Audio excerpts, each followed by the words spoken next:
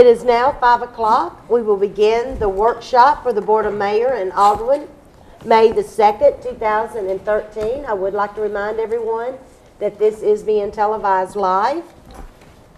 Ladies and gentlemen, if you don't mind, we have several presentations tonight. So we're going to try to get these guys in and out. So we're going to kind of jump around tonight. And to keep Bill Griggs out of trouble with his wife, we're going to let Bill go first. That will be number C under the consent agenda.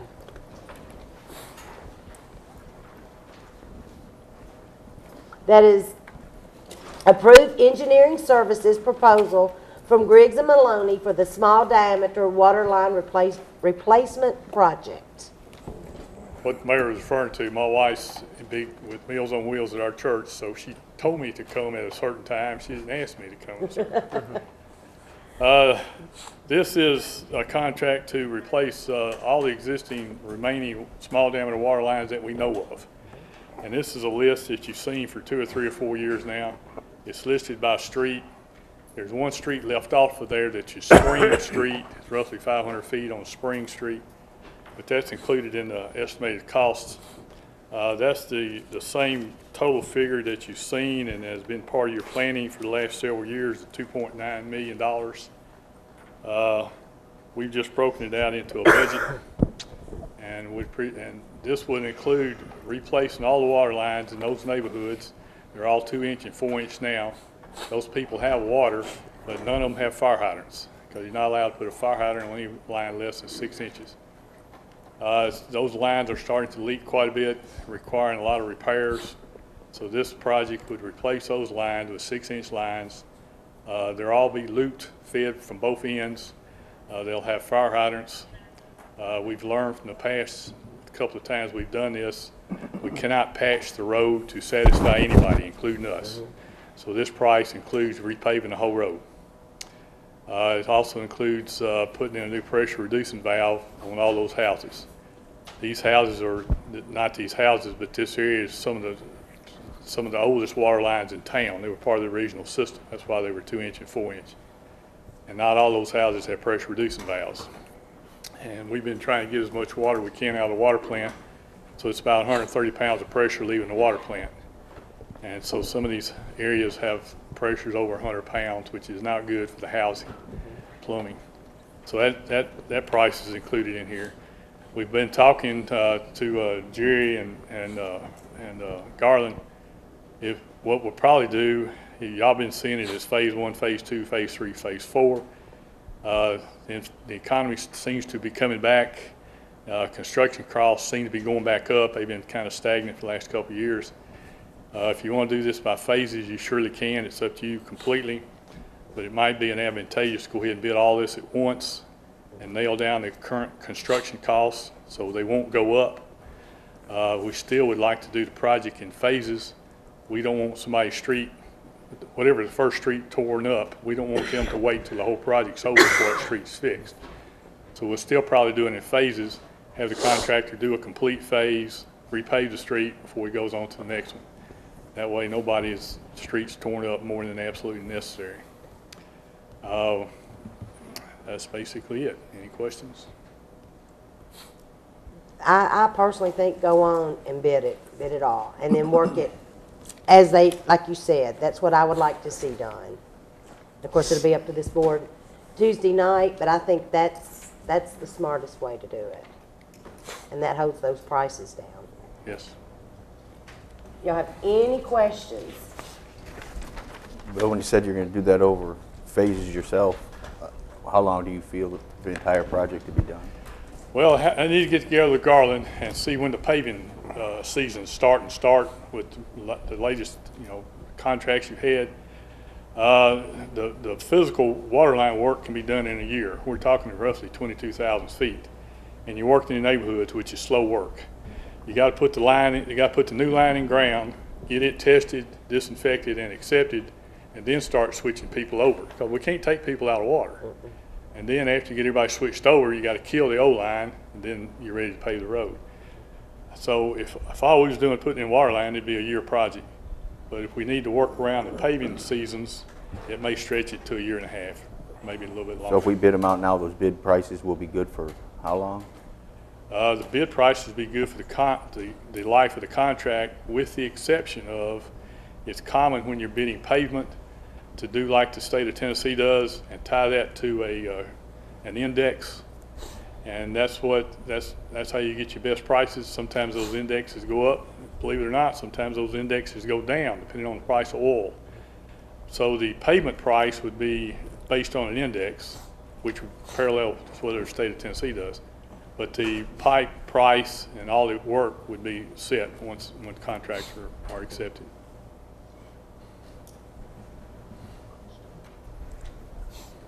Any more questions? Thanks, Bill. Thank you. I'll stay with you a little while. I guess I should ask, this includes putting fire hydrants in as they go? Will they be putting the fire hydrants in then? We'll as they put do the it? fire hydrant in before they leave the road. That's what I mean, by the time, Yes, when it's yes. done, there'll be fire hydrants Yes, in the sir. neighborhood. Fire hydrants. And also, this goes back to, correct me if I'm wrong, Ricky and Chief, this is 60% of our ISO rating. That's correct. And we're on a 5-year rotation, and by the end of the project is when we're due for ISO to be back. Yes. And that's been 17 years since we were asked to do this. So that will help lower the ISO rating. In turn, if we get that ISO rating lowered, that means insurance premiums are lowered. So we're doing a lot of good things with just this project. Any more questions? Thanks, Bill. Thank you. All right, next, if you don't mind, we do have a presentation from Retail Strategies. We did talk some about this at the budget, where we were looking at an economic development end, if we wanted to hire an economic development person. Or we had this company come to us and talked about, I'm going to let him explain a little bit more about it, but he's going to help us with the retail end. And at this time, I'd like to introduce Mr. Bill Hankins, and he's with Retail Strategies. Thank you, Mayor, and thank you for the opportunity to come back. We had a great visit a couple of weeks back. It was my first visit to Laverne and had the opportunity to drive around and look at some retail possibilities here, so we're very excited. I want to tell you a little bit about our company. First of all, Retail Strategies is based in Birmingham.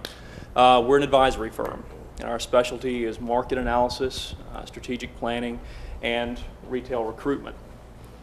I want to tell you a little bit about the history of the company so you'll know where we're coming from. Retail Strategies is a result of two different companies coming together. One is Decision Data Resources, and the other is Retail Specialists. Now, these two companies had been working together for a while. Decision Data, specializing in taking large amounts of economic and demographic information, slicing it and dicing it in a way so that it's useful for making planning decisions. And then Retail Specialists works with national and regional retailers to bring them into new markets. And so these two companies had been working together, and over the past few years, particularly after the economic downturn, they started seeing a common theme with cities. And it was that cities didn't have the manpower to devote to retail recruitment. They were not able to generate all the complex data internally that's useful in reaching out to these retailers and effectively promoting their communities. And also, these retailers were being hypersensitive with where they were locating because a lot of them were reserving their capital because of the economic situation. So our two companies came together here with a purpose of trying to bridge the gap and find a way to help municipalities recruit retailers more effectively. So what I want to show you, these are just two buckets that outline how we work with municipalities. When we work with a city, the first thing we will do is the retail analysis. That involves the demographic research, so right off the bat, we want to take a look at where the city is now versus maybe the past 10 years, and then projecting forward to understand the different trends, and then of course we will segment that by your different demographics. But then we go into a deep dive, and this is what helps us later on the recruitment phase. We want to know what the consumer expenditures are within the trade area. We want to know what the retail potential is. We want to know consumer attitudes.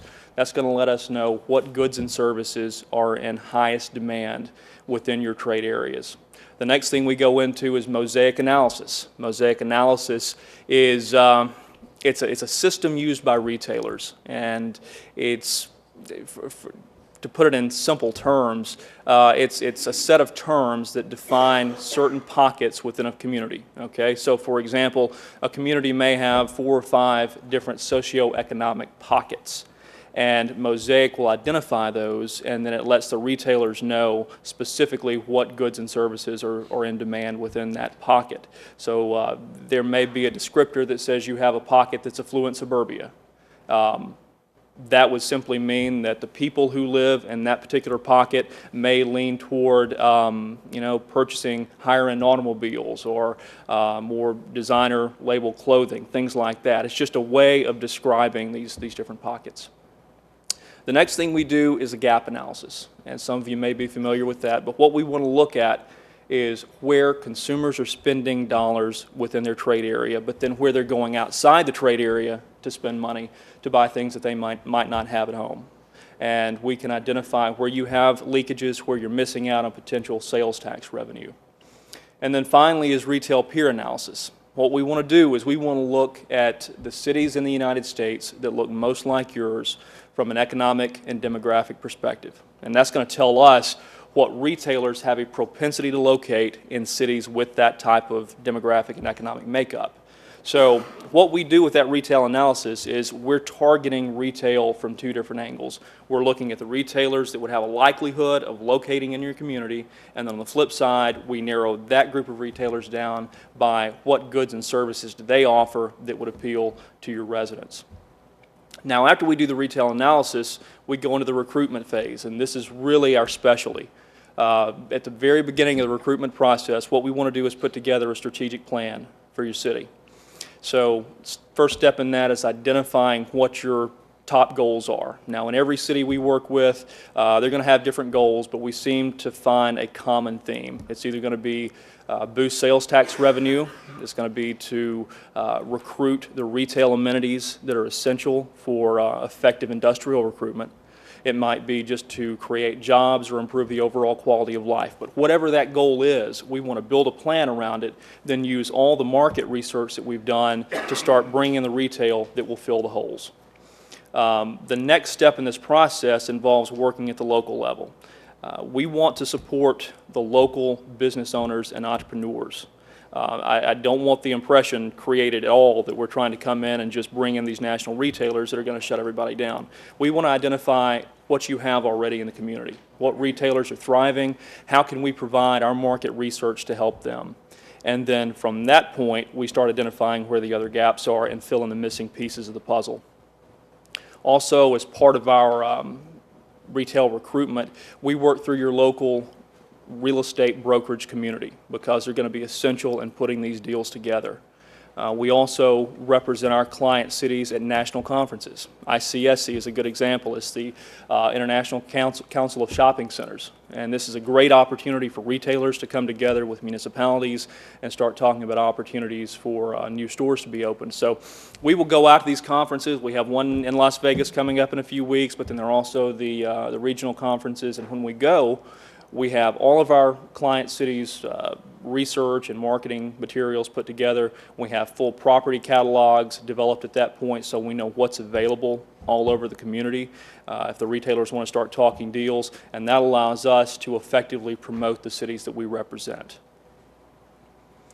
This next slide just shows how a partnership with Retail Strategies works.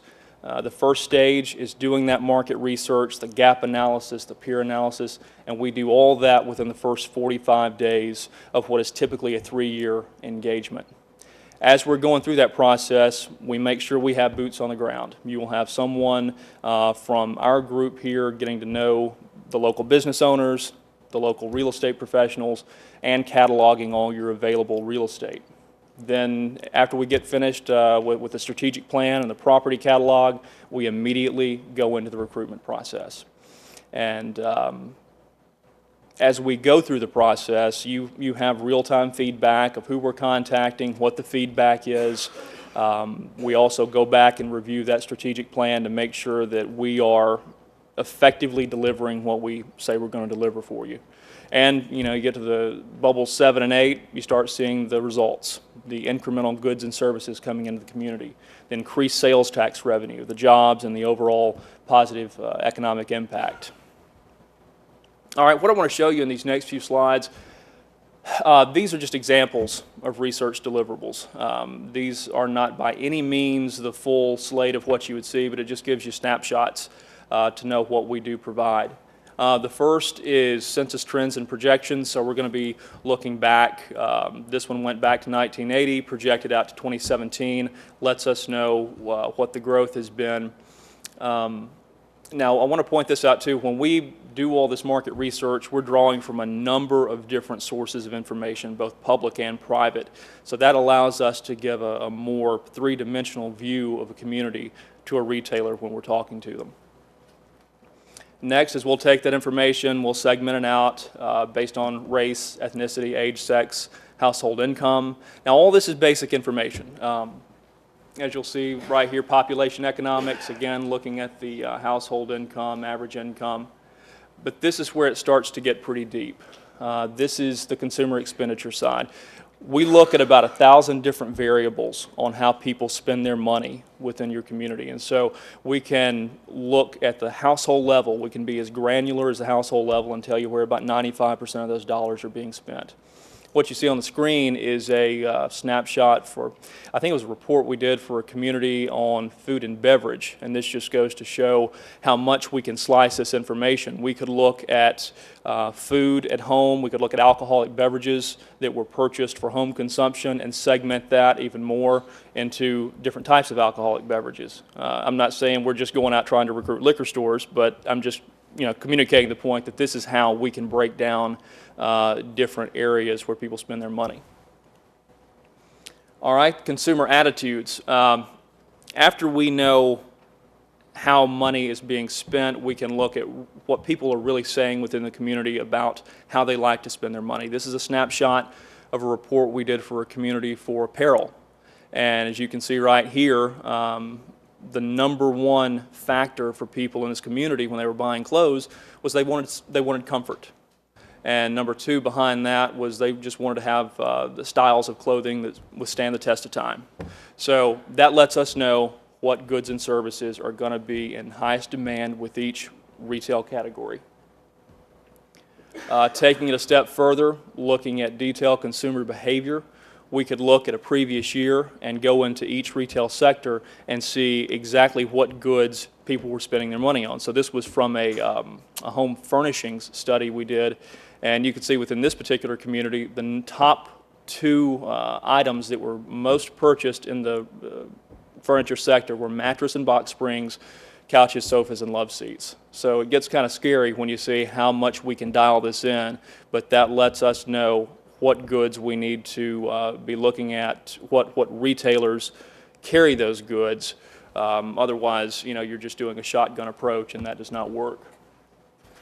Here's the mosaic analysis I was talking about.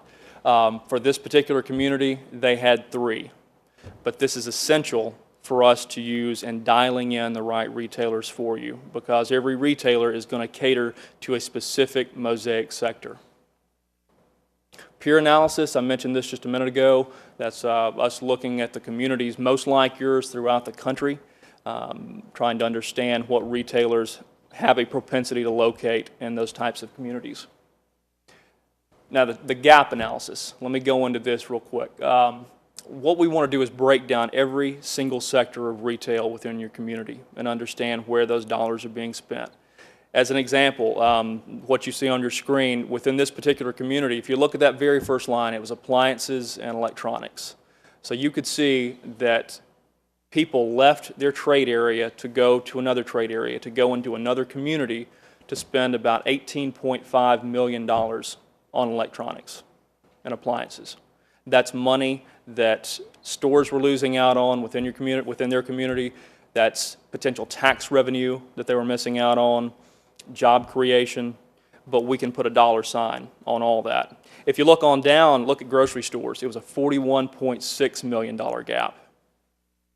And what we do after we go through each of those sectors is we will prioritize where the biggest gaps are. That lets us know what fires we have to put out first. For this community, grocery stores was number one. And if you see, we have 16 different categories.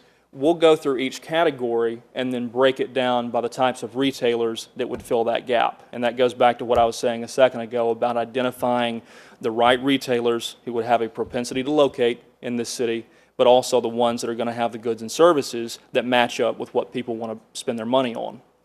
So there you see the furniture gap for this particular community. If you also look on the screen, you'll see the last contact and comments. All this information that we provide, we put it online. And representatives from your community will have a username, password access. They can provide it to anybody in the community they want to provide it to, but they'll be able to go in and see real time who we're contacting and what the feedback has been from the retailers so far about what they said about your community. Next is just a snapshot of a property catalog, basic stuff. We want to make sure that we have the right pictures, descriptions, square footage, all the appropriate contact information. So when a retailer does look at our information and say, yeah, you know, we'd like to take a look at this community, we can start talking deals. And by the time we have that property catalog put together, we also want to know exactly what the city might want to do, if anything, when it comes to incentives. And we can get the process moving fairly quickly at that point.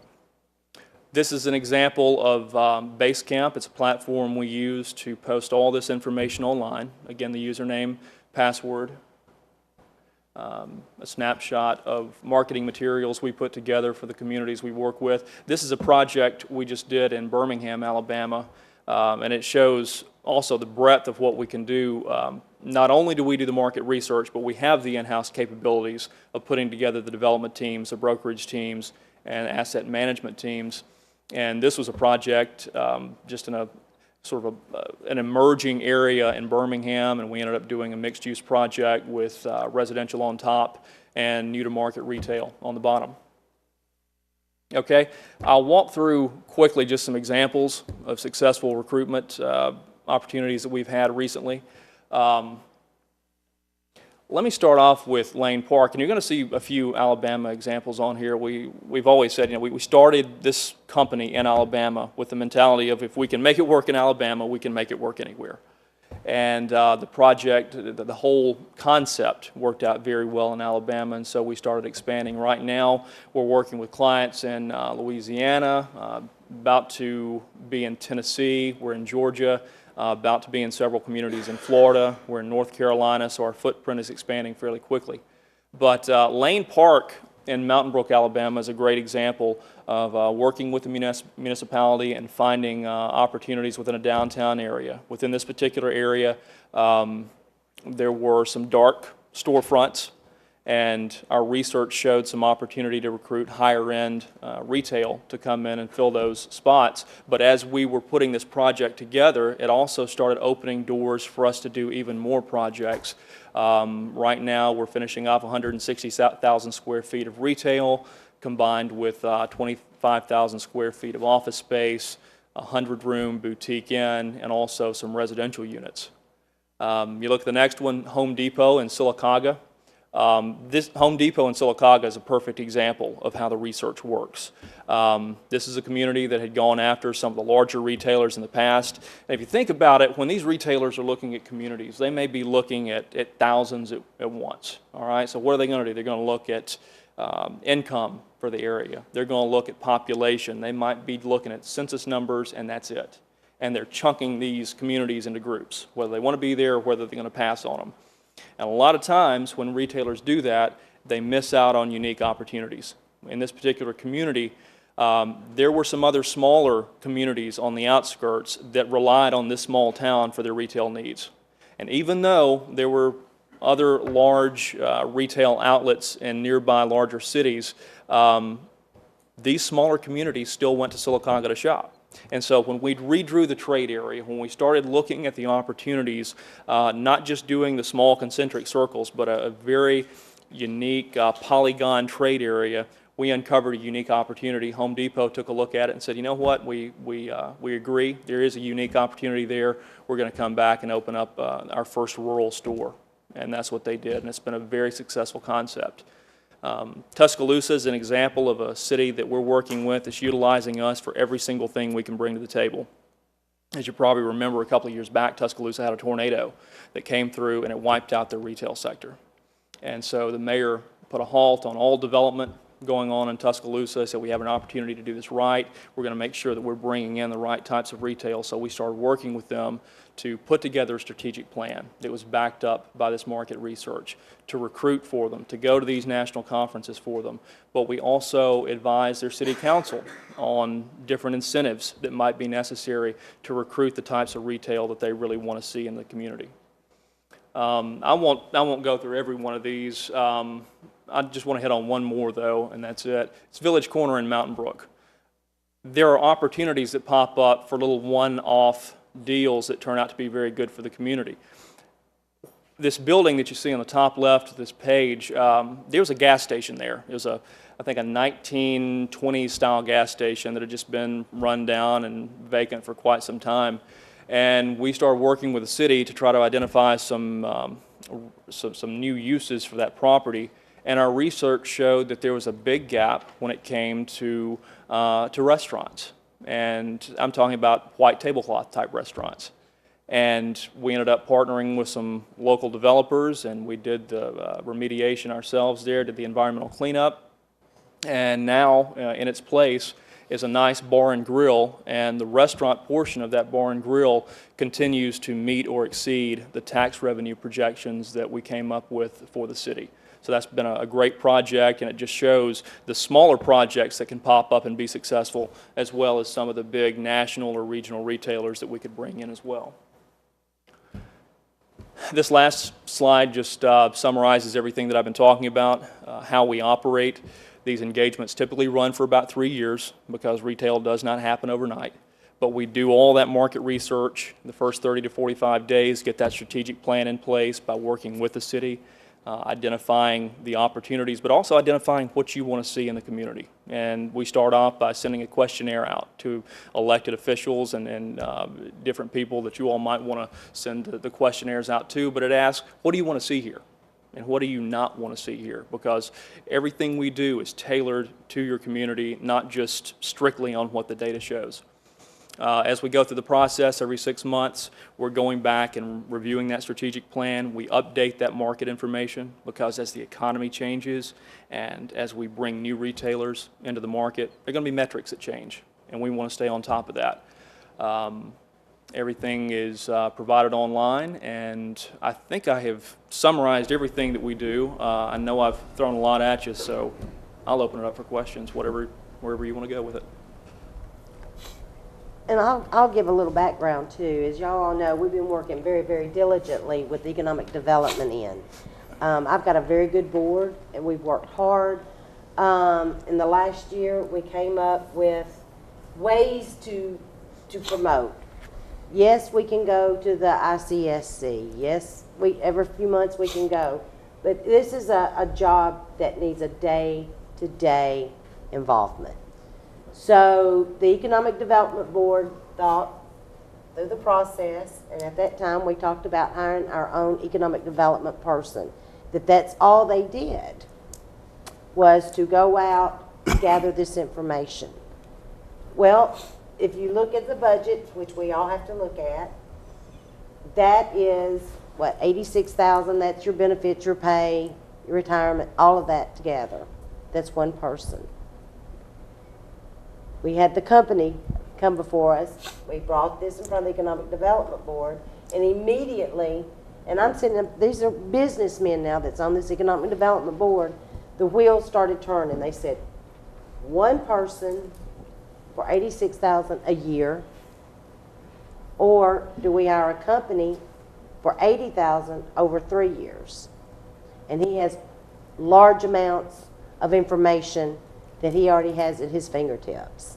So that's why when you saw in the budget, we had it in there, that amount, because it will be this board's decision to decide if it's either of those choices or which of those choices that we would like to see our economic development end go.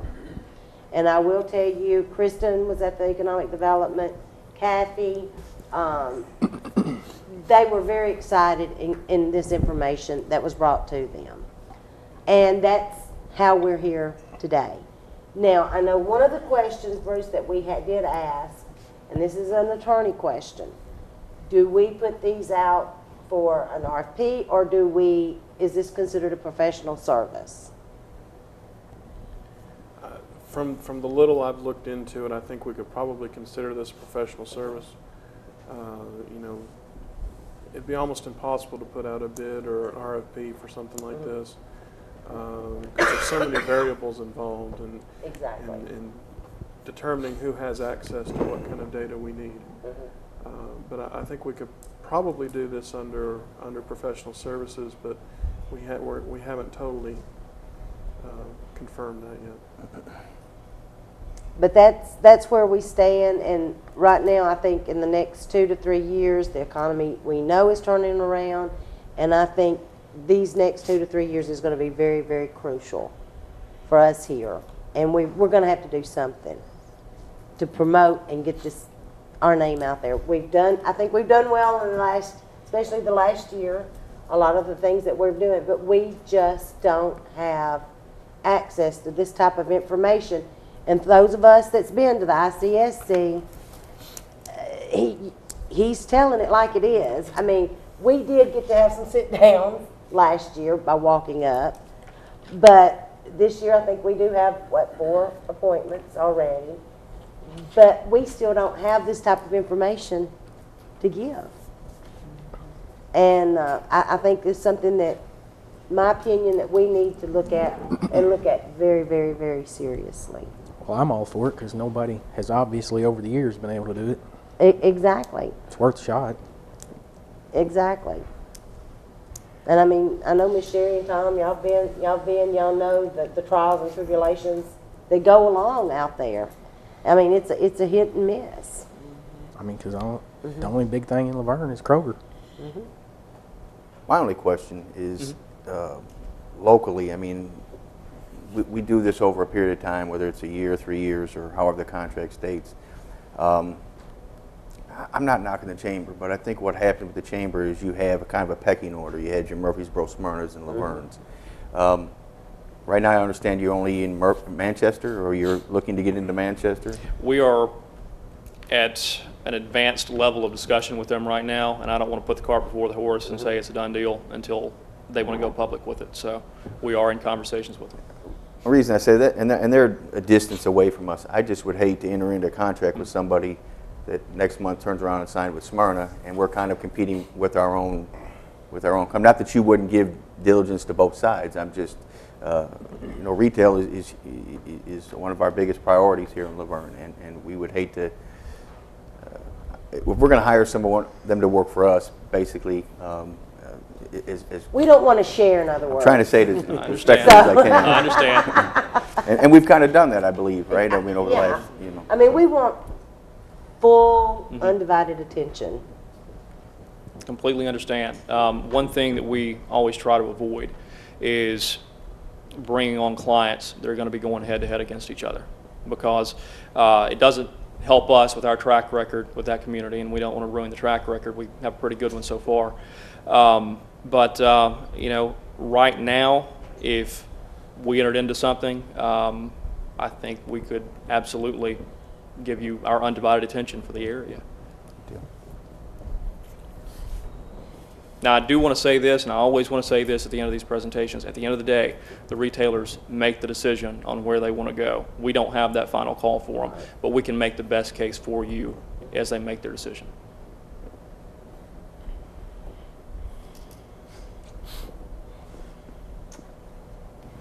At this point, do we want to put something on for consideration for Tuesday night?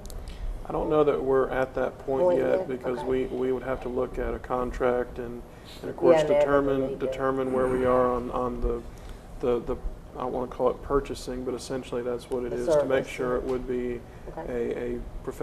considered a professional service. Okay. Obviously, we'd have to iron out the contract with legal and everything before we could really proceed. And Okay. of course, budget issues as well. We're looking at doing this in the next budget year, so we're not quite to that point And we're just not, yet. yeah, so our budget's not passed till July, so. But we've told him all of this, Right. at the economic development. Mhm. But I didn't know, I just want to make sure before anybody asks, and it is being televised, why is it not on the agenda? Right.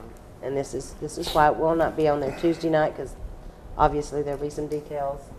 Our attorneys, all the attorneys like to play, so they want to get in and play with us. Do you have any questions? Any more questions? Is Manchester the closest place you're working for or toward right now Yes, to us? It is.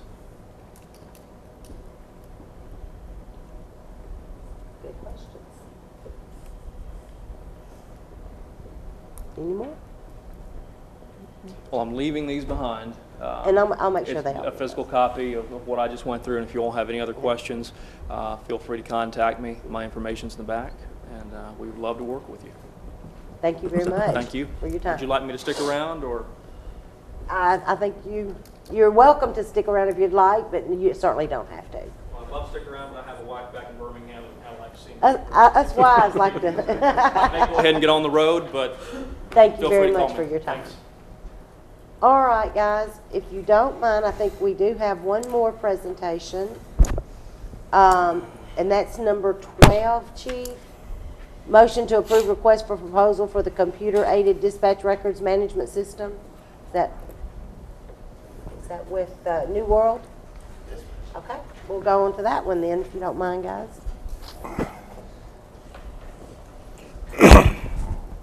Mayor, Alderman, Vice Mayor, if you'll look at the memorandum, what it does is to request you to go ahead and approve for us to proceed based on the RFPs we received and the evaluations we've done with those, to proceed with the development of a final systems requirements package on what's going to be there, what will be included in it, and what the cost will be, and also to work on a proposed contract, negotiated contract with New World Systems, because we believe this is the best product for us.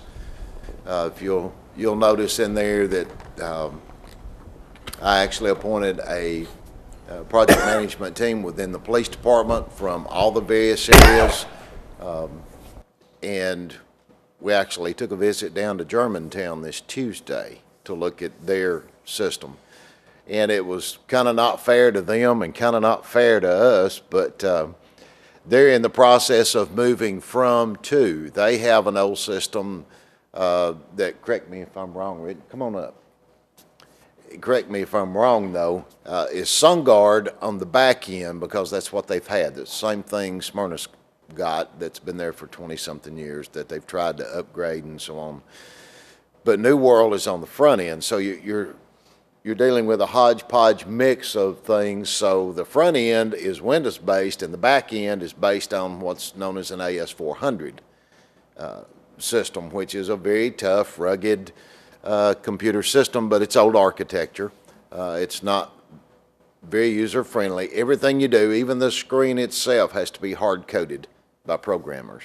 And you can't, it's not flexible, you can't easily change it, it's very costly to change things.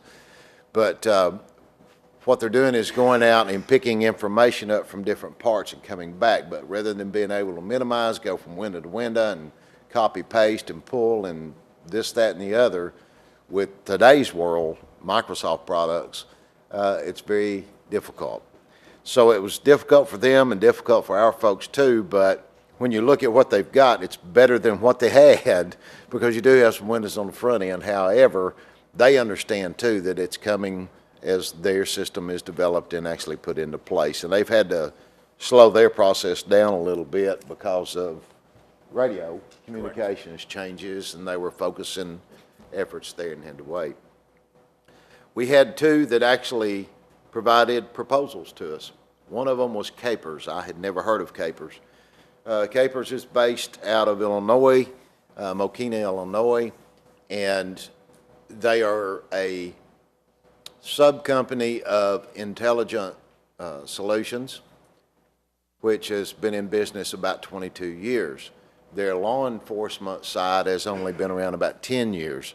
Most of them were very small agencies originally. They now have agencies in the Illinois area, out the Midwest, and into Arizona. They have nothing in Tennessee yet.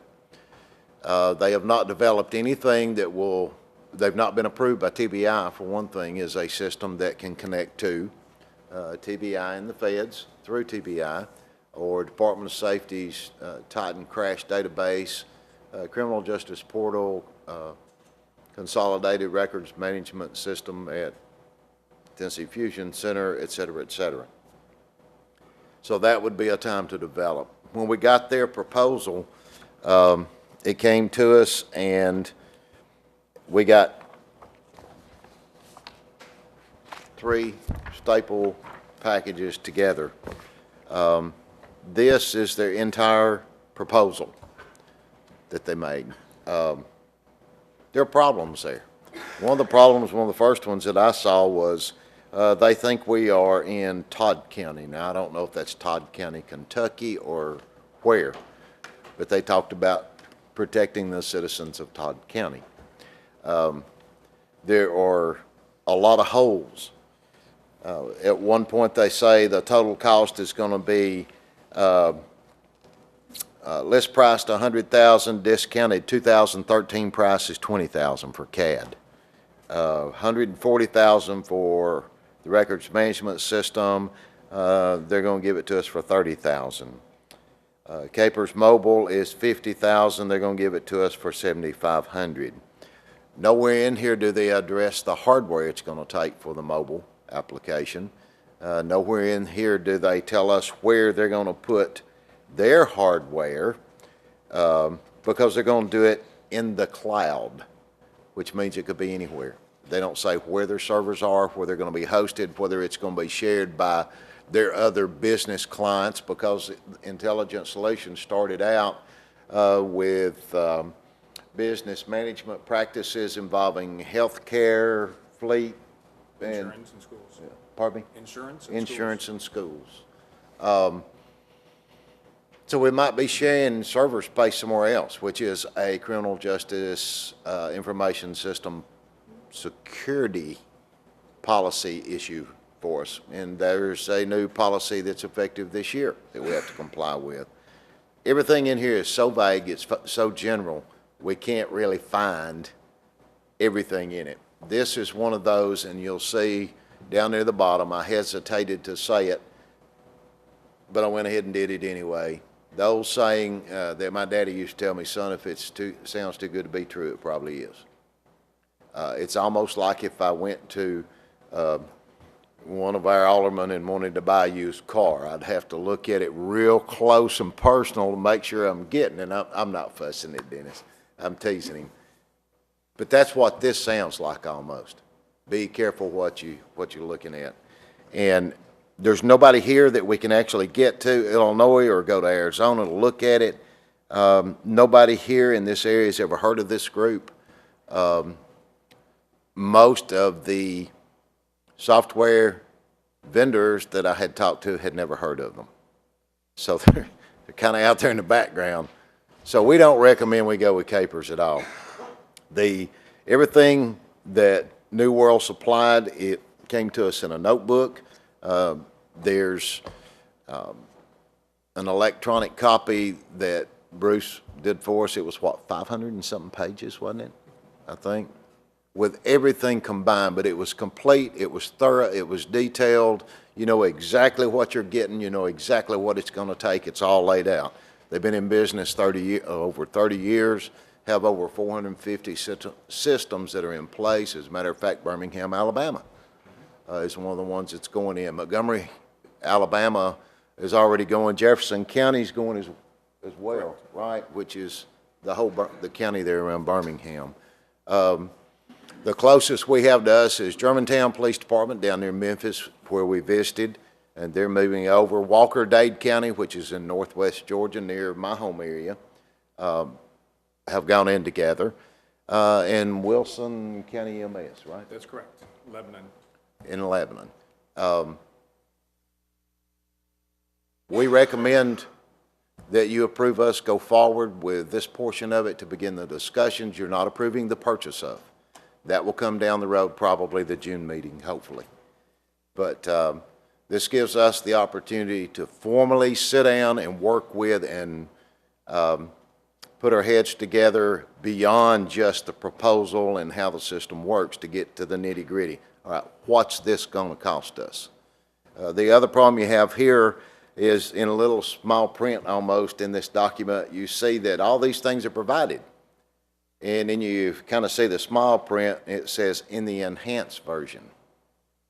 So it's kind of like buying a pig in a poke if you're not careful.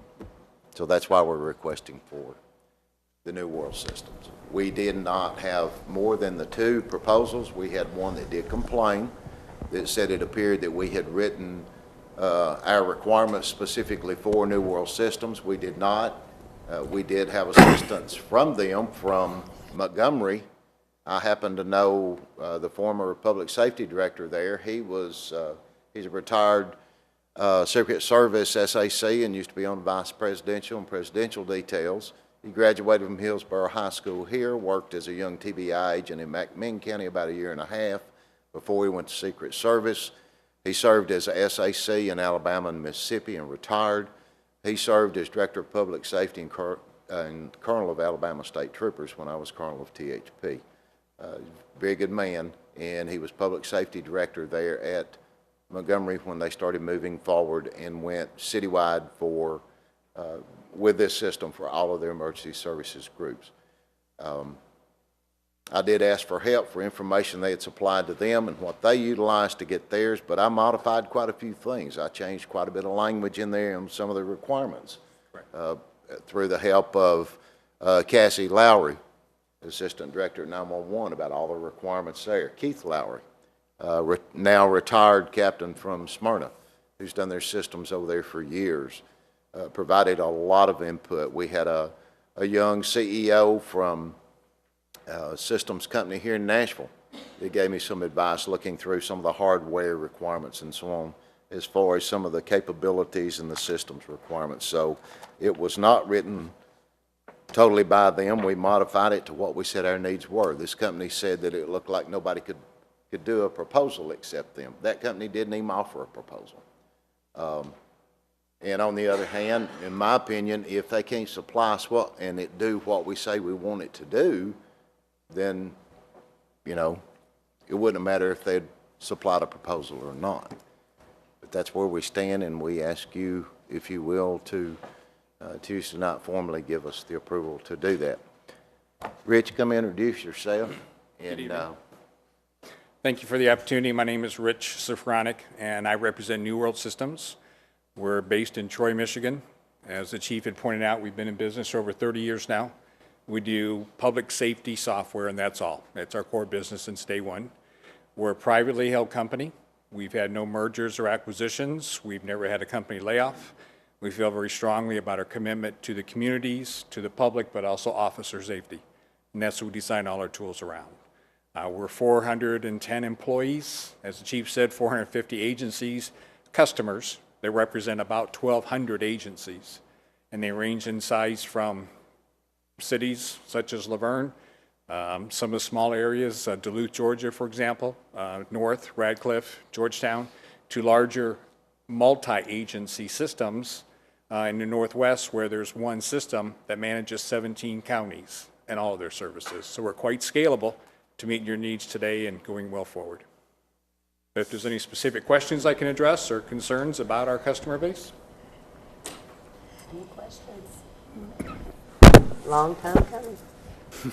Thank you. Worked with us over the last few weeks since we had the proposals, answered a lot of questions, set up a lot of nights, and provided information, and we appreciate that on their side. Thank you very much. Thank you very much. Okay, guys. We'll jump right back. Start at the beginning. Alderman Green, you'll have the prayer. Okay. And the pledge will be by Alderman Waldron. Please review over our minutes. We do have 1 regular minute and 2 special calls. So please review over those. And we do have a very special little presentation. Maddie Smith and Timothy Britt, I think y'all will be very moved by this presentation, and I'm excited for us to show this. It's precious. And then the chief has his award of excellence and our employee of the month. Moving on down, there will be an item on your agenda. We forgot to put it on there. As you know, Mr. Ed Highland has been serving as our judge for the last several months. Bruce and I have discussed it, and we feel it's time just to make this a permanent position. Mr. Highland is here tonight. If anyone has any questions that they would like to ask of him, this will be on the agenda for Tuesday night. Do I have any questions of Mr. Highland? Everybody know who Mr. Highland is? Well, I've met him. But he is available if we do have questions. But that will be on your agenda. Bruce, did Or if you have any other questions, Donna or Milson would be good to talk to as far as how Yes. things have been operated. So I'd encourage you to talk to them Yes. as well. Absolutely. Moving right along, we'll go into our consent agenda items. Approve recommendations for city bids and purchases. Number 1 is bid ballistic vest for the police department. And I don't believe Felicia is with us. Okay. Glenn's here. He was here for the opening of the bid. That was done Okay. Tuesday Monday. while we were out of town. But we did the specifications because we have 14 people right now that have either expired vests. You can't read the expiration date on the vest. We have one officer that's a large male that was issued a female vest that does not fit properly, as you can imagine. Thank goodness. We've got a lot of issues with vests through the years where that hadn't occurred. So we went out, we looked for vests that would protect against the rounds that we carry, and the bid from on the Second Chance vest from Safari Land that was done by GT Distributors is what we're recommending. I believe that was best bid on those two, wasn't it? It was the only bid Yeah. that qualified. Yeah, it's a very good quality vest. It's not necessarily gold plated, but it's not El Cheapo either, I'm telling you. It's they're good vests, and it's something that we need to do for the officers. We do get 50% of the cost of the vest that we buy, we get back from the feds. They reimburse us. And we asked for this to be a 1 year with 2 option years, I believe, wasn't it, Phyllis? You remember? Is that right? Glenn? Yeah, with 2 option years so that we can do an option with them the next 2. Okay. Without having to rebid every year, maybe. That's GT Distributors. Any questions? No, I think a lot of people don't realize you just can't hand a vest from one person to the other because it's got to fit them. No, it's got to fit properly. It has to be measured and fit properly. And we've got folks out there that have been in probably issued to maybe 3 or 4 people through the years because of the way it was done. And we won't do that anymore. Nope. Any more questions? Thank you, Chief. Number 2, bid GPS data collectors for the stormwater department. Yes, the Stormwater Department had to put out bids for basically to update our GIS or the GPS data collectors for the GIS system. Ours currently are outdated. When we went to Windows 7, they're not compatible. So we've had to, and I think we got them back in 2006. So it's time we have to upgrade and replace those if we want to continue to be able to locate and put those on maps. As far as like I know utilities uses it for water and sewer valve locations and manhole locations, stuff like that, pipe locations, and the stormwater department, same thing, drain locations, ditch lines, detention ponds, stuff like that. So and it is part of the requirement for the stormwater permit that we do have with the state, that we have to have mapping. So basically we got 2 bids, and Geo Job was the lowest bid that we received. And actually that's who we used the first time, was Geo Job, and we've had tremendous amount of luck and success with them as far as support and anything we need through the years. So we recommend going with Geo Job again.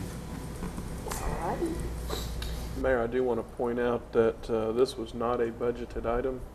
However, after talking with Phyllis, both of these funds, which is stormwater and sewer, they're under budget, so they do have the money available. The sewer portion would be $8,710, and the stormwater portion would be $5,710. So that's how we're looking to split those costs, and we do have the money available.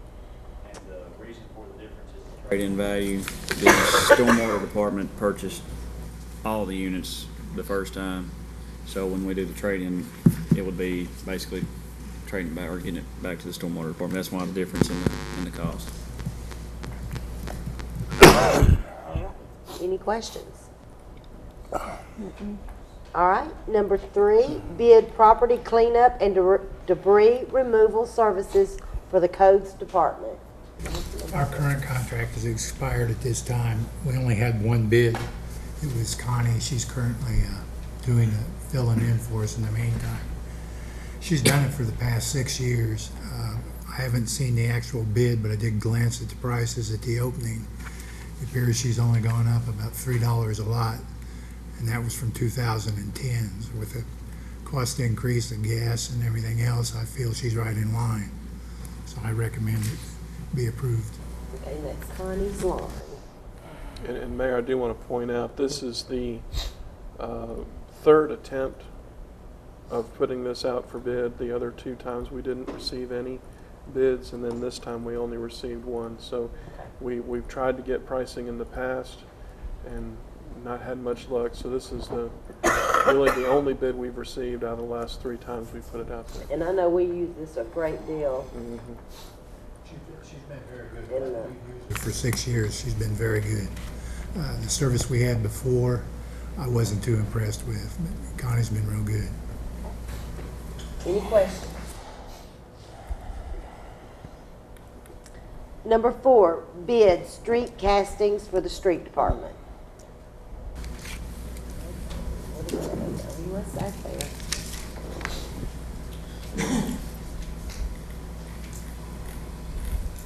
We only received one bid on this. This is for castings used during the paving of streets to raise manholes and other assorted things. I'm not an expert in this area, so. But we did receive just one bid from CK Masonry Company. Their prices are on the following page there, which is page 30 of the packet. And this is the only bid that we received. This is also the company that Hoover used last year. Of course, there was a markup because Hoover used them, and so we were paying Hoover for the cost plus their markup. So we're trying to go directly with the vendor this time, so try to save some money that way. But this is the only bid that we received. And that's CK Masonry. Y'all have any questions?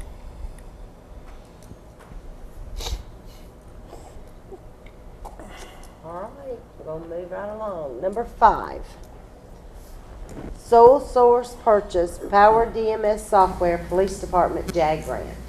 Our DMS is a software that at my former job we purchased. You know, we loved it because rather than printing general orders and having paper copies and killing a bunch of trees, it's actually posted on the server. Employees go in and read general orders. They get notified if there's a new one or if there's a change. We can also do questions and give little tests they have to respond to. If they don't take the test or they don't pass the test, they got to go back and read it again. They got to do it until they understand it. We track all of that electronically. We can also do training online with it. We can put PowerPoints for whatever roll call type training we can put out there, and they can go through it.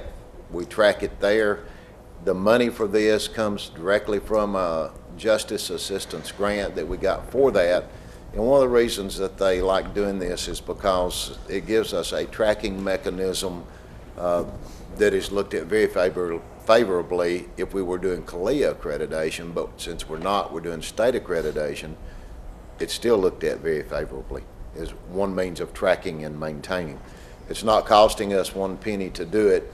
Power DMS is the only provider of this specific software to do these specific things. So we're asking that you approve the sole source and approve the expenditure of these funds from our burn grant, our justice assistance grant. Any questions? Awesome. Number 6, sole source purchase AMR laptop software and handheld from United Utilities. Mayor, this goes hand in hand with the purchase of the AMR meters. We will need this laptop and software in the handheld in order to read those meters. This also includes 2 days of on-site training and implementation, and the cost for all of this is $41,500.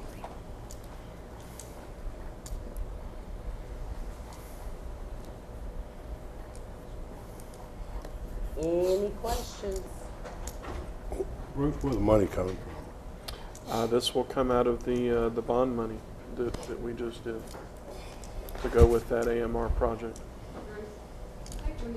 Take that out of the capital, $50,000 will be put in the budget for this year. Okay, so that's coming out For of the AMR system, Okay. so we can actually purchase that outside of the bond money. Okay.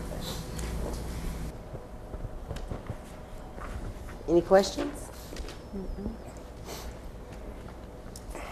B, excuse me. I apologize. Approve the submittal of Form CT-0253 report on debt obligation for the water and sewer revenue and tax refunding and improvement bonds series 2013. Ms. Phyllis. Mayor, this is the form that is required by the Comptroller's Office. It has to be done within 45 days of a debt issuance. Just a formality.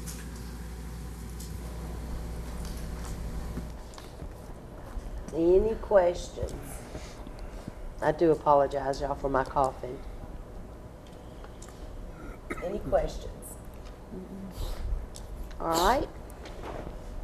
D, approve agreement with GRL Mobile ATM to furnish 2 ATM machines at the Old Timers Festival. Again, this is, we've done this for the last couple of years. And I think it's been a very good service. Contract, has Evan seen the contract? Yes, ma'am. Okay. All right. Any questions? Approved contract with the Regional Transportation Authority for the Relax and Ride service for fiscal year 2013 and 2014. We do this every year. This is the same, actually they've, this last year, they've added new stops along the way. So they have increased on those. That's a good thing. Oh, yeah. It really is. Any questions? F, approved change order number 2, final, for the interstate sewage pump station project. I see Mr. Neal, is this one yours? Yes, ma'am. Yours and Mr. Jerry?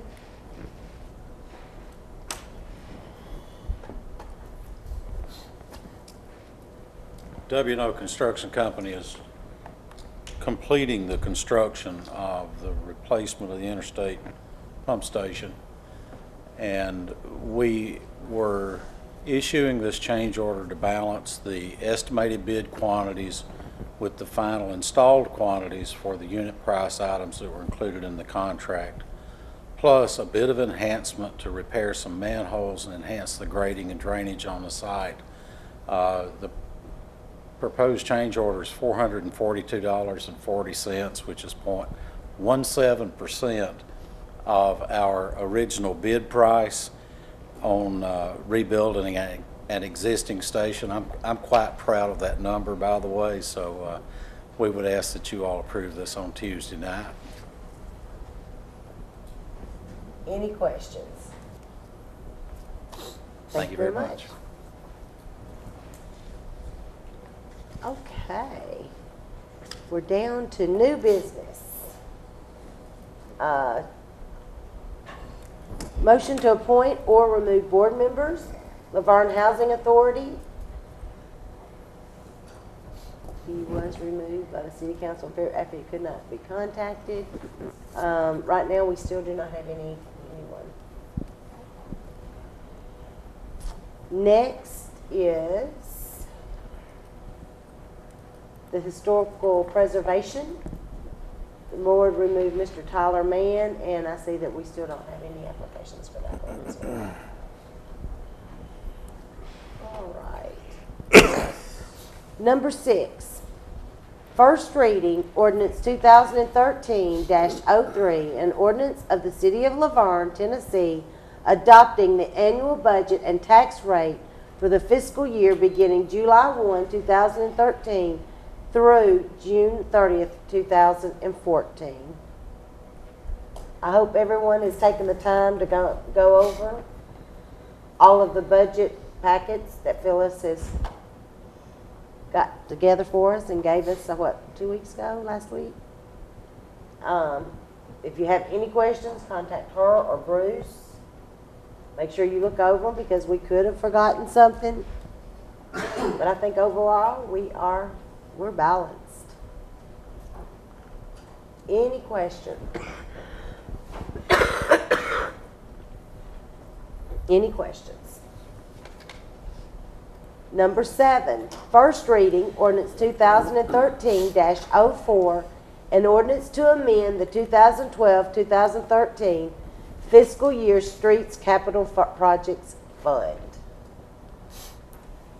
Mayor, this is an amendment for our current year budget. On our water and road construction, we have deposited 2 or 3 years ago the full amount required by the project into an LGIP fund. And how that works is we deposit so much money into this fund, and then they draw off of it as they need to reimburse themselves. And we've had one draw during this whole time, which is going on 3 years now. And that was around $1.5 million that they had drew. And so in order for us to keep our budget correct, we have to make that as a budget amendment.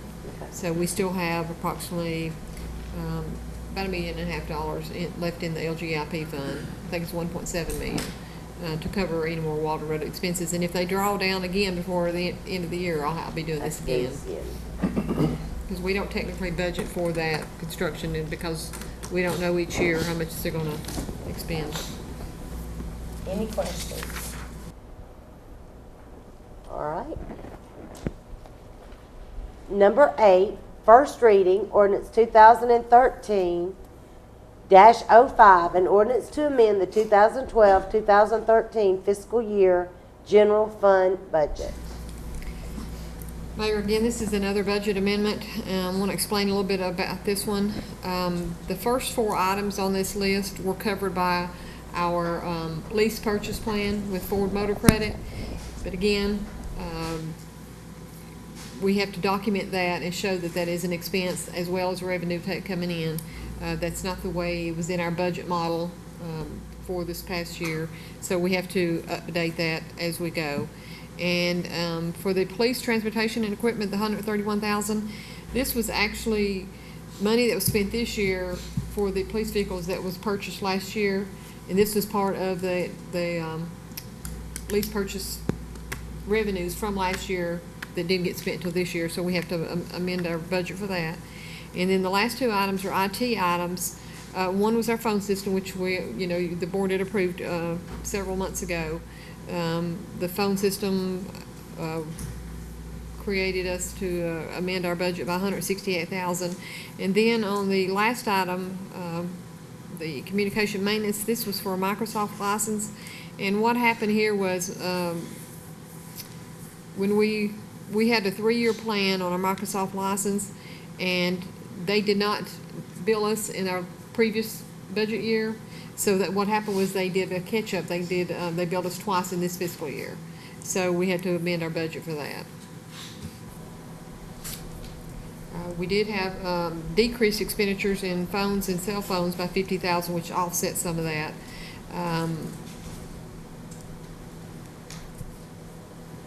And so this will be an adjustment to our fund balance of approximately $283,000. Any questions? Any questions? All right. Number 9, Resolution 2013-09, a resolution to write off Water Department bad debts. Mayor, each year, about once during the fiscal year, we try to look at our bad debt and write off the accounts that we feel that, that we need to just take off our books because they're so old. These have all been turned over to Fox Collections, and they are working these accounts. It's just that we need to get them off of our books. It looks like most of these are, 2009 and 10? Mm-hmm.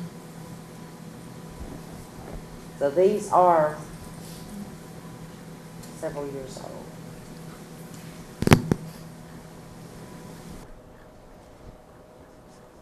Any questions?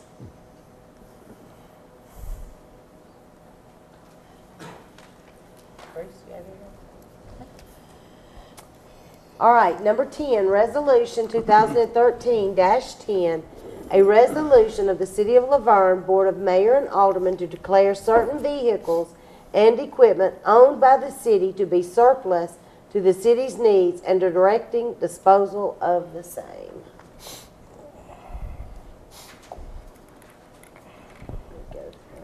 There's several items listed in this resolution. It looks like 8 vehicles, a couple of backhoes, and then some miscellaneous items, a pickup truck bed, some old rope lighting for the old Christmas lights that we no longer need, and then there's miscellaneous police equipment that has been removed from the old vehicles. So we're proposing to put these out on GovDeals. But we need the resolution approved before we can do that. Any questions? Questions? All right, moving right along. Number 11, motion to approve change order to repair light poles at I-24 and Waldron Road.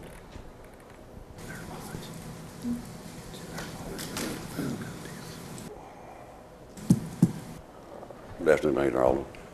This is in regards to the I-24 lighting. I think I came before council a few months back. We had, I think, a total of 5 poles down, and we got the low bid from Stanzel Electric. When they got in and started putting them back up, we had a lot of bad wiring. A lot of the transformers there were bad. I asked to get a price, and he said that he had one section he was going to run new wire, but he said he couldn't tell until he got inside it to find out what he was going to have. But right now they're back to all working and good wiring on it, so it did go over budget. But also we have a contract with the state to keep that lighting going out on the interstate. We didn't have a choice. I didn't have a choice, but it shocked me when it come back in at that price. I knew it was going to go over. I told Bruce that, I'd asked him to give me a price on it, and he said there was no way until they started putting them back in and pulling the wires back to them. And he had told me last year when they finished their contract that they had a lot of bad wires out there, and they just had to pull new wires because they can't find the bad part, and they're all brittle from the years they've been out there. And I've had a lot of calls about the lights at the interstate. A lot of calls. But they're all back working now. Any questions? Thank you. All right. Number 13, discussion, police department statistics for 2012.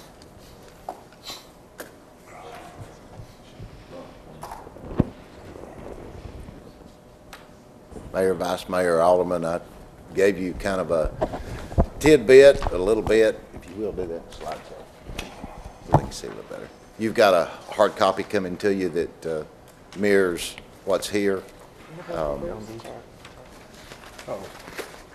As we get the slideshow itself.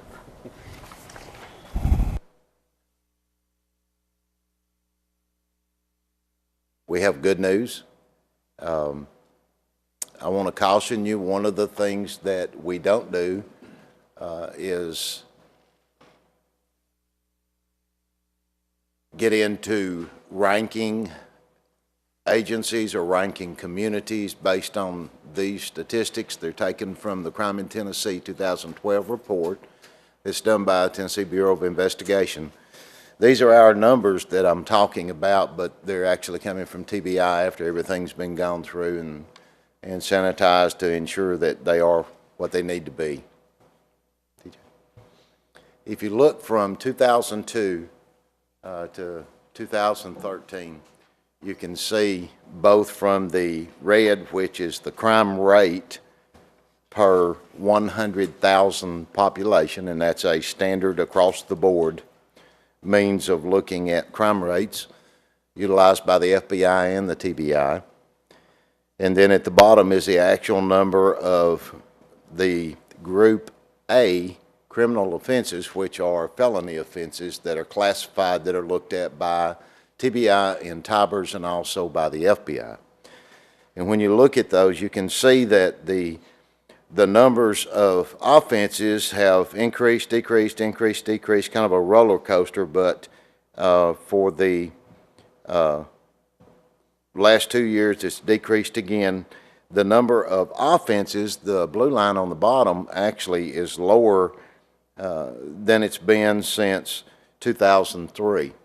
If you look at the red line at the top, the crime rate itself based upon the population, the rate of offenses per the 100,000 population, there's been a steady, somewhat decrease since 2008, which was high. Of course, during that decade, 2005 was the highest with 9258.0 per 100,000. And then we spiked again a little bit in 08 after a decrease, but we've steadily begun to decrease, and in 2012 it decreased to that more than a decade low of 81.3 per 100,000. That ain't bad.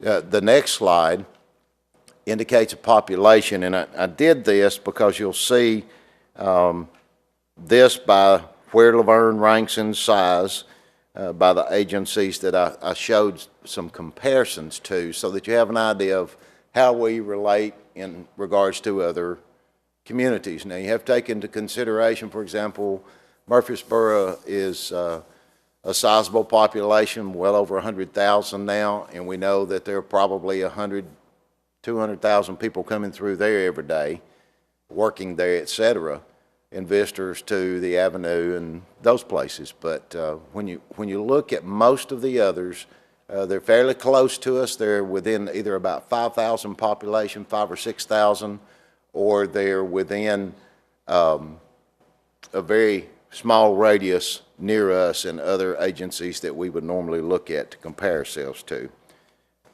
That's on the population itself.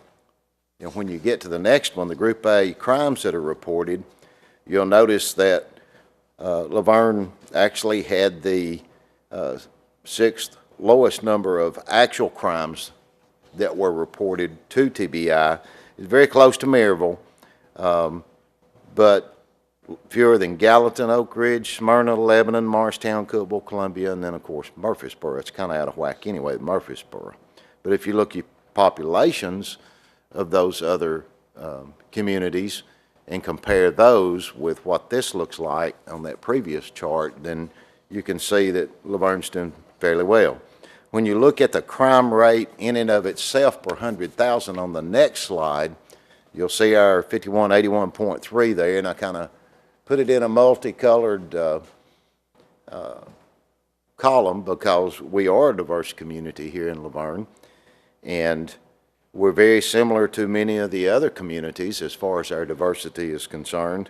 And when you look at us and look over toward the left, I'm not talking about Murfreesboro. When you look at Morristown up in East Tennessee and Hamilton County, Cookeville, bedroom community for Tennessee Tech on the Cumberland Plateau. Look at Columbia. Look at Lebanon. And then Oak Ridge. That's where Oak Ridge National Laboratory is. And I don't think most of those were at the plant where folks protest most of the time either.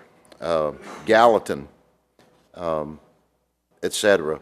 When you look at us comparatively, I'm not saying we're better than they are. I'm not saying we're better off than they are. But when you look at us compared to those communities, we're really holding our own when it comes to the crime rate per 100,000.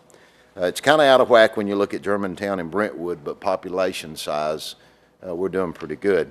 I threw something else in there so that you can see it on this next chart, and that's the number of sworn officers that were budgeted in 2012-13.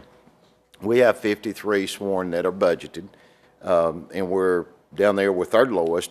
At the time I did this one, we didn't have Cookeville and Maryville. We do have those in, and I'll plug those in for the final version. But when you look at what we have there, we're fairly comparable. You all have done a tremendous job. You gave us, since 2000, the 2010 stats, you've given us 6 additional sworn officer positions, and that has boosted us from 1.47, I believe it was, in 2010 when we did the crime rate comparison there to the 53. It was 1.47, and now it's 1.59. Next, there you go. If you look at what the average of the others are, for the number of sworn officers budgeted per 1,000 population, you see the average is about 2.14, and we're at 1.59. Not bad. We're in pretty good shape. But I will tell you, if we applied the average number to our population, we would actually have about 71 instead of 53. So we still have a ways to go to continue building. And my point there is, don't lose sight in the plan as we move forward that we continue to try to build the number of patrol officers that are there so that we still have those folks that are out there doing the job on a day-in, day-out basis, because that visibility is what helps tremendously. The next is just a comparative table that I put together showing 2010, 11, and 12. The population in 2012 was the estimated number that TBI used, and that's simply because their number is a little bit different than some of the others, but they got theirs, I think, from the State Department of Economic and Community Development, so that they were comparing across the board at an equitable rate and estimate. When you look at the population changes, we've grown a little bit since the census, about 2.5%. I think it's probably a little more than that. What was the last, Kathy? It was 34 or something, wasn't it? A little over 34, I think. 33 something. Oh, okay. The census 33. Oh, the last one was No. 32,588. That's it. Yeah. And we broke. Okay. All right. Sorry. Well, that was 2010 with the census. I was talking about the estimates. The number of sworn officers, you can see there, you've actually increased the number of sworn officers by 12.8%, and that's to the credit of this board and your support. To get those things done, the number of officers per 1,000 population has increased.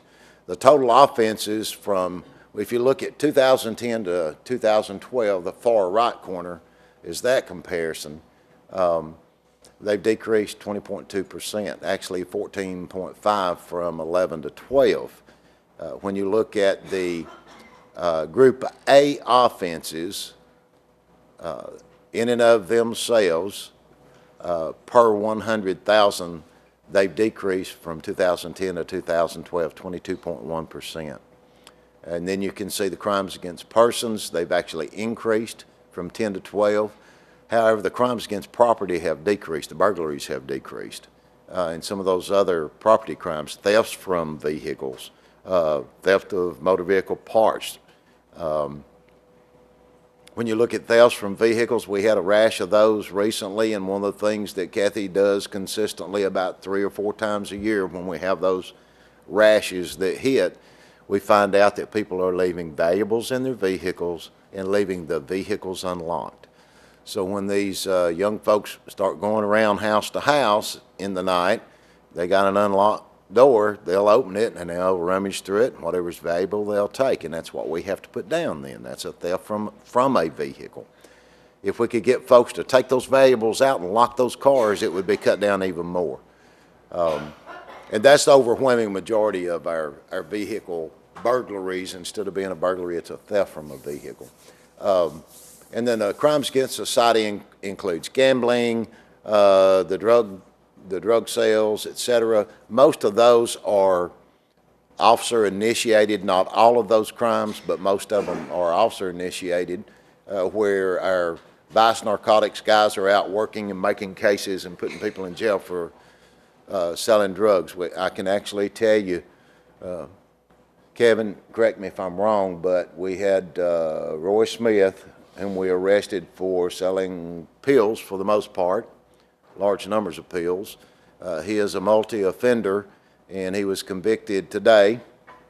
And on our case that we had on him a while back, and he's looking at minimum, is that right? Minimum 39 years if they don't run it concurrent. If they don't run it concurrent. So they're doing a good job. They're out there working. And this is a man that's preyed on others and sold dope for a long time, for a number of years, and done it over and over. Our domestic violence victims offenses that were reported have actually increased 54.9% from 10 to 12. And the percentage of the numbers of those that were, that those crimes against persons has actually decreased. So we're having more of the other crimes against persons, which are generally the assaults, the sexual crimes, etc. We've had some increase in some of those. We had no murders, though, this year. The arrest from 10 to 12 increased 5.6%. However, they decreased from 11 to 12 by 50 or 8.9%. The arrest per 100,000 population has actually increased from 10 to 12, but once again decreased from 11 to 12. Part of that is because most of those arrests that we were making in 11 were solving a lot of those burglaries that we were having that were actually kicking us big time, and a whole lot of those were actually within the neighborhoods where they were occurring. They were younger people for the most part, and they were stealing within their own neighborhoods. And then we also had folks coming from other counties, especially west of us, coming in and hitting places and taking off. But we've had several, as I showed you and told you about in the budget meetings, that we've actually arrested as they were exiting the buildings or getting in the vehicles or trying to leave in the vehicles, and we recovered a lot of property and made a lot of arrests during that time. Group B arrests are those arrests that are misdemeanors, which are DUI, things of that nature. And the DUIs in 2012 compared to 2011 almost doubled because of our alcohol saturation patrol.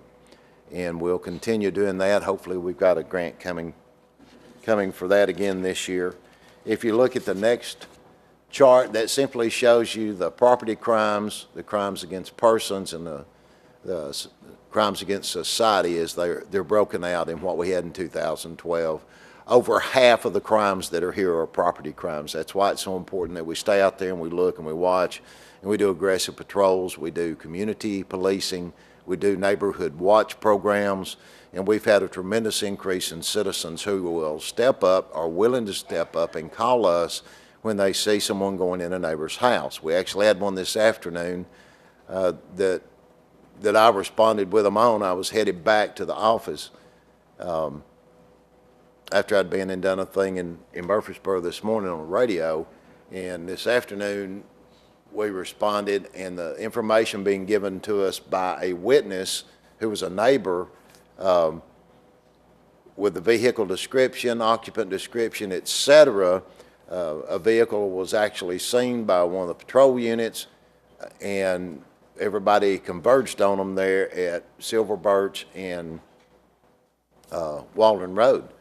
It happened to be a gentleman that lives on Woodland Hills, and he was not real sure he was quite all right after we had stopped him and had talked to him to come out of the vehicle, etc. But once we were able to determine that he was not the suspect at all, we shared with him that we regretted putting him through that. However, we hoped he understood, because in the information we had, and we shared that with him. So I think he's going to be okay. And I told him, I said, I live over here too. And he kind of looked at me. I said, in the information we had, your vehicle to a T, and the driver description we had was almost to a T from what we could see and knew at that time. So he wasn't, and we sent him on his way to go to school and pick his son up. But they were right there, quick, fast, and in a hurry, and paying attention to things going on. One of the things that I did say today when I was talking about the crime rate at WGNS is this is not a one-year thing that has occurred. It's occurred over a period of time. It's not one person. It's a whole group of people. And it's not just the men and women of the police department. It's the fact that you all have assisted in providing additional funds for equipment, for training, for personnel, for additional personnel out there. The citizens, from their increased actions and activity and being willing to call us and give us information when those things are going on, because there are 177 miles of streets and roads in the city of Laverne. And with 5 people working at a time or 6 people on a shift at a time, there's no way you can be everywhere in that 177 miles. There's no way we as a city could afford it to put somebody every little block or whatever. We can't do that. So we've got to have other eyes and ears for us, and that's the citizens, and that's why we're doing neighborhood watch and working with those groups through our new community liaison officer program. Anybody have any questions? I apologize for having a coughing fit. That's fine. We understand.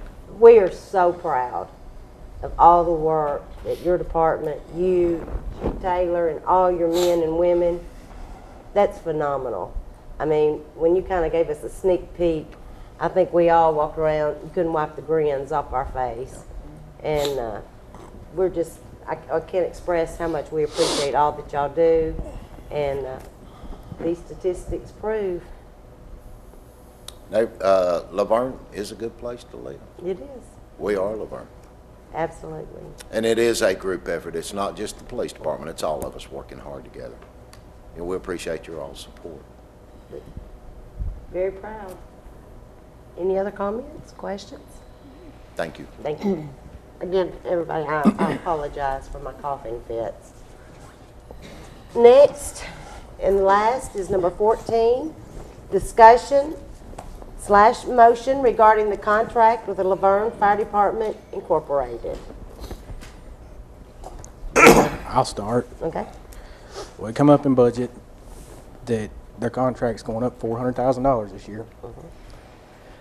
And I think it's come to a time where the city needs to quit contracting it and move forward with their own fire department, because you're looking at over $3 million after this next budget with those increases.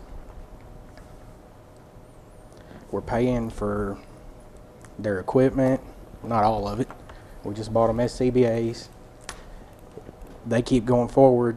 The citizens are going to pay for their new fire hall twice. We pay their insurance. all their utilities. I mean, when you just start adding it together, it doesn't make sense for us to do this anymore.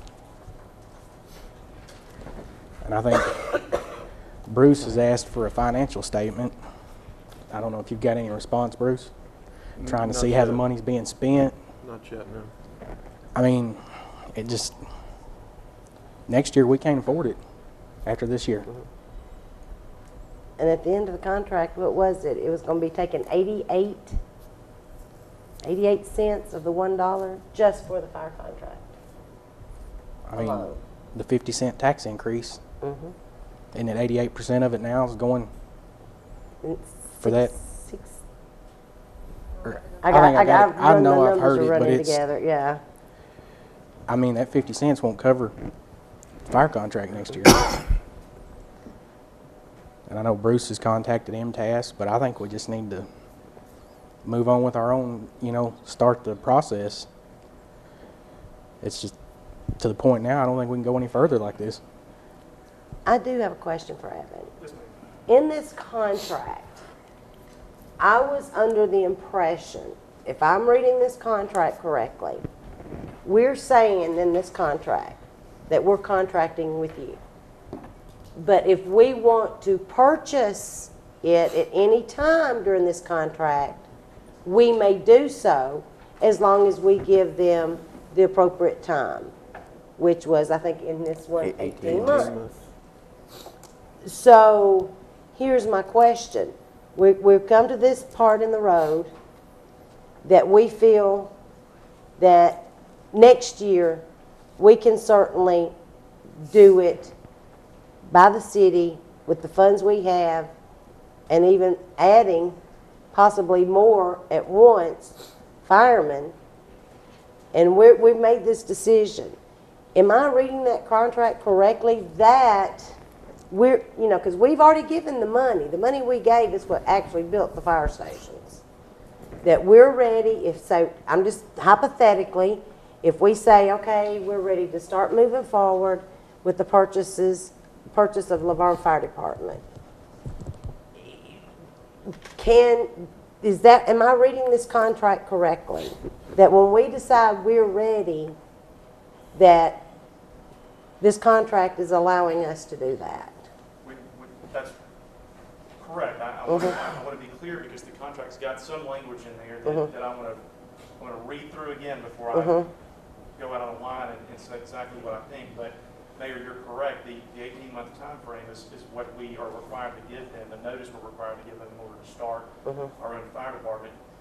Nothing prevents, if the fire department wants to work with the city, nothing prevents them from working with us to expedite that time period if they're willing to work with us in a spirit of cooperation. But those are the parameters of the contract. Okay. Okay. I just want to make sure that we were understanding that. And I mean, they've done an excellent job, still do an excellent job. Oh, yeah. It's just to the point now, I don't think we can afford to keep doing this. And I'm not raising taxes again. And I mean, basically, the taxpayers are getting hit twice.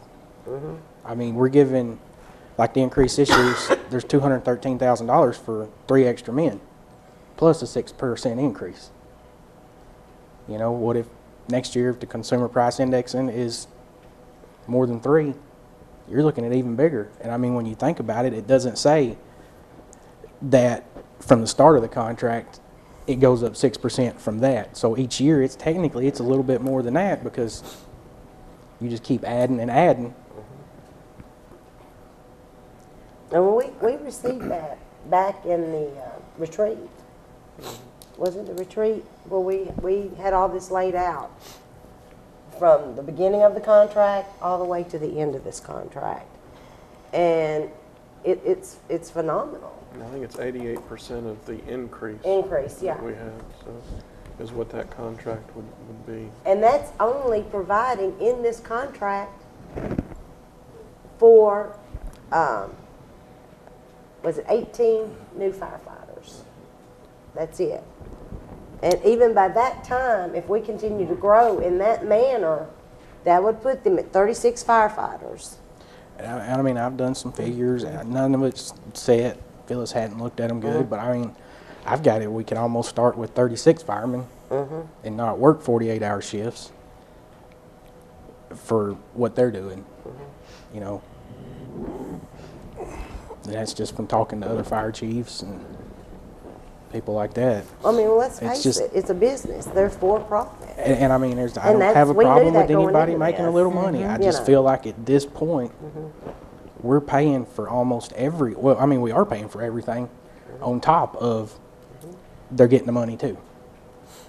I think the biggest thing is you hit it right off the bat, and you haven't even added in the gas or the utilities and so on. So I don't know what that equates to in 2019, the last year, but there's no way that the city could go on. They would eat up almost the entire budget. So, but I just don't know what legal steps we have or what abilities we have to right now. Certainly we can approach them, but something has to be done because this contract, the way it reads right now, it will bankrupt the city, or we certainly won't make the progressions that we're making at this point in time. So. One thing you could do if you wanted to, Bruce and I have talked about this, is to go ahead and approve a resolution or pass a motion to put them on notice of the city's intent to form its own fire department. It's an 18-month lead time. You know, things can be discussed in that period of time if the fire department, again, as I mentioned before, wants to work with the city to make this transition as smooth as possible. There are plenty of things we can do to work on that. But, you know, since it sounds like the will of the board is, you know, to get busy, then I don't see there's any harm in going ahead and putting them on notice. You can always change your mind. I mean, I'm not saying you want to, but you could if you wanted to. But certainly each month you wait is another 18 months off from that period of time.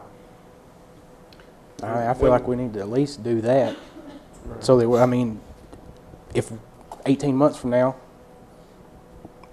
they've come up and we've worked something out that works, hey, good, but we don't need to keep putting it off. When we found that this item was going to be on the agenda for this meeting, the mayor and I met with Chief Gafford and Assistant Chief Kimbrough, and we basically just let him know that this was going to be on the agenda and what was going to be discussed. He basically came out right up front before we even started talking about it and let us know that he basically had no interest in selling us the department, but he was very willing to renegotiate the contract. And what that means exactly, I don't know. But you know, we basically have two options. You know, we put them on notice that we want to start our own department. We go ahead and do that, and then you know, we either negotiate with him to sell us the department, or we negotiate the contract again, and you know, ultimately it's up to this board whether you want to re-enter into a new contract or continue starting our own. Now, I do have a meeting next week with the MTAS consultant who covers fire, and they're willing to do a study for us. That study will probably take 2 to 3 months is the estimate that he gave me, and you know, he can give us some numbers maybe on what it's going to cost us to start our own department, and those numbers may be inflated some. We won't know till we see them, but that's where we are in this process. So. But like what Evan said, we can go on and pass a resolution or a motion. Right. So that would be included in that 18 months. Right. That this is our intentions to move forward. Right. And then if the numbers come back, I mean, we're going to have to take a long, hard look at some I mean, numbers. basically, we're locking in 18 months from now. We can end this if we want to. If we don't want to, we don't have to. We don't have to wait 2 years down the road. Or And I do have another question. I know we've gotten, and I'd like to hear it from ours, and you may have to get back with us on this, because we are paying, they are considered working for a government entity paid for by taxpayer dollars. Do we not have a right to request the books, to look at the books? That's a question that needs to be answered. I'll look into it. Because I mean, I really can't go forward until I see how taxpayers' money's being spent. Yeah. Because I mean, it may cost more than what he's saying for us to even do it, but we got to see. Sure. I mean, my figures don't see. I mean, I don't see it when we're paying on top of the other stuff.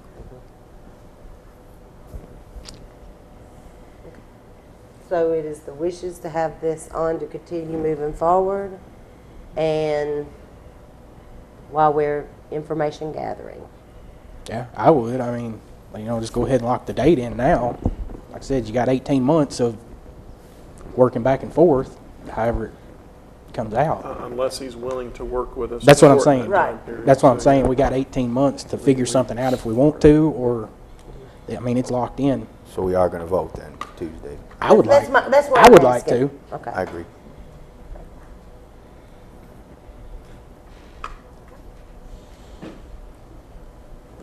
Any more discussion? No, not